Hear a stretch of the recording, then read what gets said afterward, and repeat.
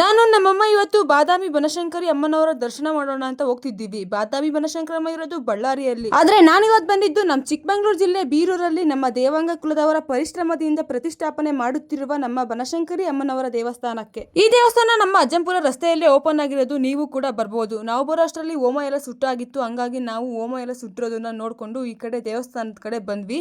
ಇಲ್ಲಿ ನಮ್ಮ ಬೀರೂರಲ್ಲಿ ಯಾವ್ಯಾವ ದೇವ್ರುಗಳಿದಾವೆ ಅವನ್ನೆಲ್ಲ ಕರ್ಸಿದ್ರು. ದೇವಸ್ಥಾನ ಓಪನ್ ಇತ್ತಲ್ಲ, ಹಂಗಾಗಿ ಇಲ್ಲಿ ಯಾವ್ಯಾವ ದೇವ್ರುಗಳು ಬಂದಿದ್ವು ಅಂತ ನೋಡ್ಕೊಂಡು ಹಂಗೆ ನಮ್ಮ ಬನಶಂಕರಿ ಅಮ್ಮನವರ ವಿಗ್ರಹವನ್ನು ಯಾವ ತರ ಪ್ರತಿಷ್ಠಾಪನೆ ಮಾಡಿದ್ದಾರೆ ಅಂತ ನೋಡಿದೆ. ದೇವ್ರ ಮಾತ್ರ ತುಂಬಾ ಚೆನ್ನಾಗಿ ಕೆತ್ತನೆ ಮಾಡಿದ್ದಾರೆ. ನೋಡಕ್ಕೆ ಕಣ್ಣು ಸಾಲದು.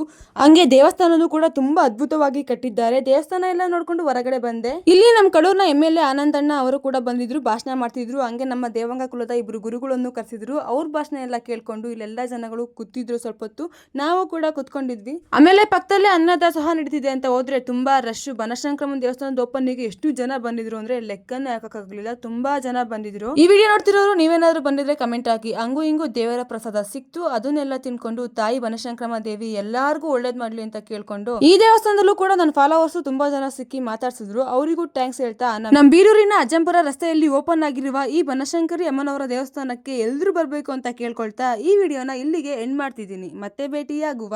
ಬಾಯ್.